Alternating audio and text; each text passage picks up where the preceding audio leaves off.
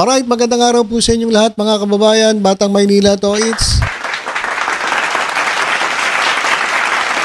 Guys, pag-usapan natin itong traiduran.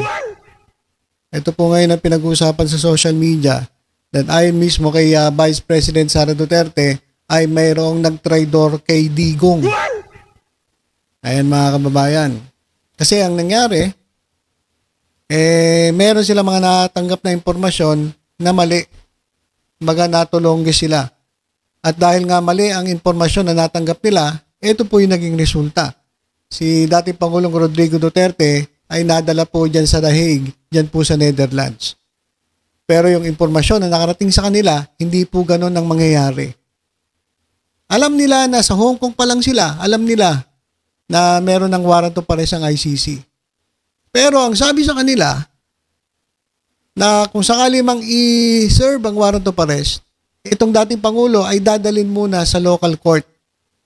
Kaso ang nangyari mga kababayan, biglaan siyang isinakay dyan po sa aeroplano papunta po dyan po sa ICC. Kaya nasabi ni Sara Duterte na merong nag-traidor. May mga maling impormasyon at meron naman silang warning Diba? Hindi ko matanda kung sino nagsabi na pinagbawalan na nila si Duterte na wag na munang umuwi. Kasi nga may mga abangers, may mga nag-aabang na. Pero umuwi pa rin si former president dito at yun na nga nangyari. Pagkatapos niya sa Hong Kong, diretso na agad ng The Hague dyan po sa the Netherlands. Ang hirap po nun mga kababayan, yung biyahe. Diba, biyahe, tas biyahe, ilang oras yun. So almost 24 hours ay bumiyahe itong dating Pangulong Rodrigo Duterte. Ngayon, ito lumalabas, meron pong Judas, Barabas, Estas. Diyan po sa kampo ni VP Sara Duterte. Totoo po ang kasabihan, mga kababayan, na matalino man ang matching, natutulong gislit. Mismo doon sa grupo nila, merong naglalaglag sa kanila. Mismo doon sa grupo nila, merong nagtatraidor sa kanila. Pakinggan natin itong guys, itong sinabi ni Vice President Sara Duterte. Naniniwala naman ang kampo ng mga Duterte na may nagtraidor sa dating Pangulo na nauwi sa kanyang pagkakaaresto. Nasa frontline ng balitang yan, si Camille Samonte.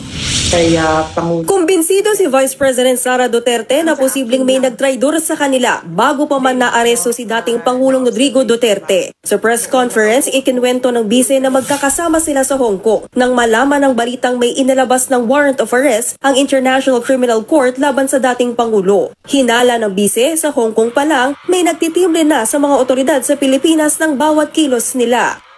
Kung may traitor man, malamang dahil merong nagsabi merong traitor, traitor siya siguro sa information at binigay niya doon sa kabila, but I don't think meron siyang binigay na information na valuable din sa Philippine National Police dahil alam naman ng lahat at hindi tinago na uuwi si Pangulong Duterte. Ayon pa sa bise, mismong si dating Pangulong Duterte ang nagdesisyong agahan ng kanyang flight pa uwi ng Pilipinas kahit na may arrest warrant na. Inakala raw kasi ng dating Pangulo na dadalhin muna siya sa korte kapag isinilbi ang warrant pero hindi nga ito ang nangyari. Nang ilipad na ang ama niya pa Netherlands, agad daw naghanap ng abogado si VP Sara. Kaya siya mismo ang pumili sa British-Israeli lawyer na si Nicholas Kaufman para maging lead counsel ni Duterte. Ako ang pumili, ako ang nagsabi kay President Duterte, kay Nicholas Kaufman. Kung palpak man, si Nicholas Kaufman, ako po ang mananagot sa taong bayan. Sa ngayon, may mga kinakausap pang karagdagang dayuhang abogado si VP Sara pero hindi na raw niya papangalanan ang mga ito. Si dating Executive Secretary Salvador Medialdea naman na unang kinilala ng ICC bilang legal counsel ng dating Pangulo, posibleng kumalas na rin sa kaso matapos isugod sa ospital. Nabutan na siya ng pangalawang collapse niya doon sa detention center at ngayon ay hindi na siya pinapalabas ng doktor sa hospital. Kaya malamang ang magiging desisyon din niya ay mag-withdraw dahil kailangan niya tutukan ang kanyang kalusugan. Sa ngayon, nananatili pa rin sa The Hague ang Vice Presidente. May return ticket na raw siya sa Abril, pero hindi pa tiyak kung kailan siya eksaktong makakauwi sa Pilipinas. Nilinaw rin ni VP Sara na tuloy ang trabaho niya kahit nasa abroad siya. wala po akong balak na tumira dito sa Netherlands. Hindi ko po gusto tumagal dito. Pero pag-amin ng bise, tanggap na raw niya na hindi makakabalik ng Pilipinas ang kanyang ama. Sa totoo lang, wala talaga akong nararamdaman. Hindi ako galit, hindi ako disappointed. Nothing at all. Kasi pointless naman na mag-harbor ako ng feelings about what happened. Hindi na siya maibabalik. Hindi na mababalik si Pangulong Duterte sa Pilipinas. Pinasalamatan naman ni VP Sara si Senator Amy Marcos sa paglunsad ng pagdinig sa Senado, kaugnay sa pag-aresto sa dating Pangulo. Pero sa kabila niyan, wala pa raw silang napag-uusapan tungkol sa posibleng endorsement sa eleksyon. Okay, so ayan mga kababayan yung statement ni Vice President Sara Duterte. Unang-una, mayroon daw nagtraidor kay Tatay Digong. At kasi mayroong mga information na sila lang nakakaalam dun sa Hong Kong na nakarating di umano sa kabila. Sino ba yung kabila? Sa Marcos administration. So merong nag-feed ng information sa kabila. Yung galaw nila, nalalaman agad nung kabila. Kaya nag-conclude etong si VP Sara na merong ang traitor sa kanilang hanay. Pero limited daw yung sinabi nung traitor. Kasi meron silang pinag-usapan diyan po sa Hong Kong na importante sa PNP pero hindi naman ata nakarating sa PNP. Ano kaya 'yon? Ano kaya 'yon mga kababayan? Yung information na importante, valuable sa Philippine National Police pero hindi nakarating sa Philippine National Police. Ano kaya 'yon mga kababayan? Oh guys, ano nga, sige nga, comment nga kayo kung talagang malalawak ang ating pag-iisip. Comment nyo nga, ano ang pinag-usapan nila na valuable sa Philippine National Police na hindi naman nakarating. Kasi sabi nga niya, mukhang hindi naman nakarating. Ang nakarating lang sa kabila ay yung pagbalik ni dating Pangulong Rodrigo Duterte na sabi nga niya, hindi naman tinago. Alam naman na talagang babalik ang dating Pangulo. At siguro ang lang doon yung oras. Kasi mas pinili ni former President na maaga makauwi. Kasi ang alam natin, hapon pa eh. So, may nagtimbre, mga kababayan, na ganitong oras darating ang presidente, o dito siya nakasakay. So, yun mga kababayan, yung sinasabing katrayduran dyan sa kanilang hanay. At binanggit din ni Sara Duterte na etong si President, etong kanyang tatay, si Tatay Digong, ay mukhang wala ng pag-asang makabalik dito sa Pilipinas. So yung sinisigaw ng mga DD shit dyan, mga kababayan, na bring him home. Paulit-ulit sila eh. Ang nagsasalita yan, si Bato de la Rosa, si Bongo na talagang paiyak-iyak. Bring him home. Pati si Philip Salvador, bring him home. Yung mga DD shit dyan. Yung mga nakasulat sa profile pic nila, bring him home. Tama ba, bring him home? Yung malabo na yan, tatanggalin nyo na yung mga yan. Kasi mismo si VP Sara Duterte, ang kanyang anak, ang nagsabi na mukhang wala ng pag-asa na maibalik ang presidente o ang former president dito po sa Pilipinas. Hindi naman daw siya disappointed, hindi naman daw siya galit. Pero yan po yung delikado mga kababayan eh. Mas gusto ko pa yung nagmumura si Sara Duterte. Mas gusto ko pa yung sumisigaw si Sara Duterte kaysa doon sa tahimik. Kasi pag tahimik, delikado. Diba? Yung tahimik lang, delikado yan eh. At siya ni mismo nagsabi, meron silang pinaplano o meron silang plano na importante sa PNP pero hindi nakarating doon sa kabilang panig o dito sa Marcos sa administration. Kaya hindi natin alam kung ano yun. Plano ba yun? Balak ba nila yun? O strategy ba nila yun sa darating na election? Hindi natin alam. Pero meron daw. Meron daw na information na napaka-importante sa PNP na mukhang hindi naman nalaman ng kampo ng Marcos sa administration. At isa pa mga kababayan, natanong din siya tungkol dun sa kasi ito mga kababayan, pa to eh?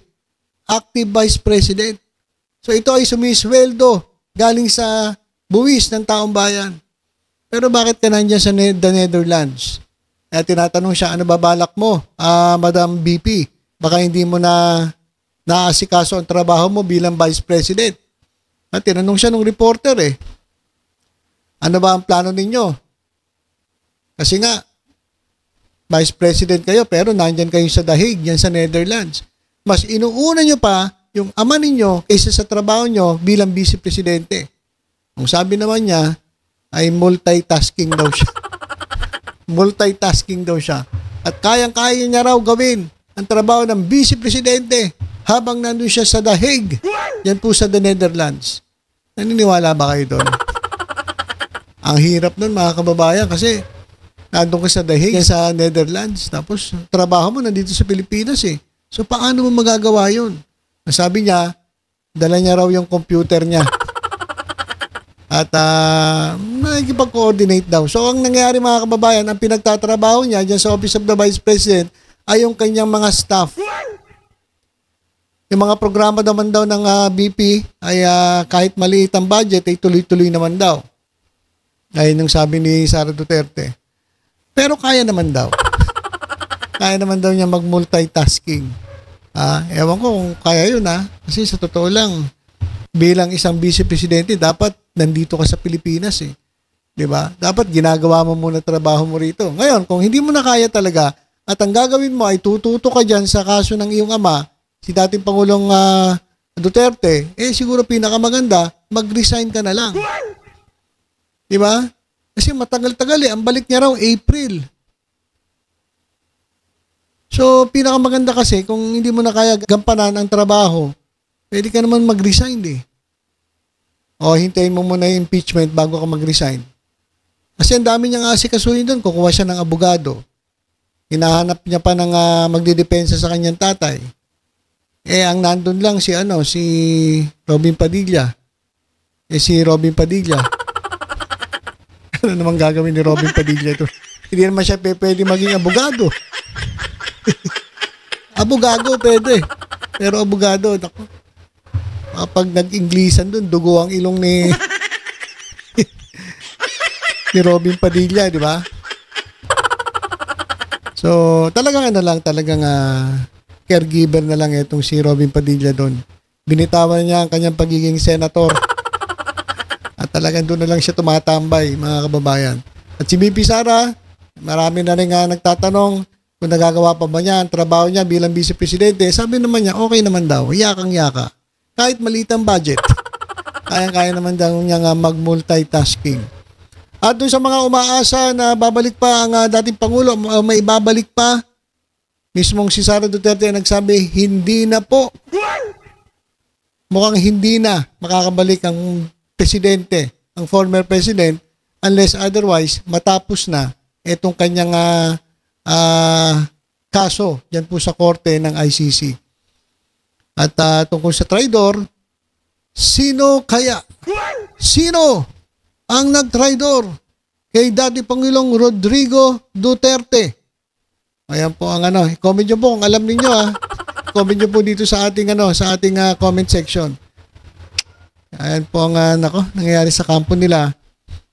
Konti-konti nyo na lang. Nagkakatraiduran pa kayo. Nako. Kaya etong mga padapasin na to sigurado wala na to Wala na kaya si Philip Salvador panayang iyak Philip Salvador, si Bongo panayang iyak kasi yung kanilang kumbaga sinasandalan ay nandun po sa dahig. Vice President na pinagtatanggol nila nandun din po sa dahig. Si number 1 senator, okay lang, diyan ka na lang sa dahig. Kasi wala ka na namang ginagawa dito Sakit lang sa ulo yung pag nakikita namin na nandiyan ka sa hearing na wala kang ginagawa kundi lumamon ng lumamon. Diyan ka na lang, Mr. Robin Padilla. Senator Robin Padilla dyan sa dahig. Okay lang kami sa'yo. Okay lang, diyan ka lang. At si BP Sara, okay lang din. Sige. Maganda, wag na nga kayo bumalik Diba? Para at least tahimik ang Pilipinas. Diba? Yan nyo na lang mag-iingay dito si Bato de la Rosa. Susunod naman na yan dyan Diba? May parating na pong warrant of arrest Sino-sino yon? Malamang si Bato de la Rosa ang susunod, mga kababayan. Pero nabalitaan ko Sara Duterte kasama sa listahan O, yun ang abangan ninyo, mga Marites. Yan po ang abangan natin. Okay, so ilan po muna mga kabayan ng ating update. Basta tutok-tutok lang po dito sa Batang Manila to. Sa iba pang balita, ingat po tayong lahat. God bless po.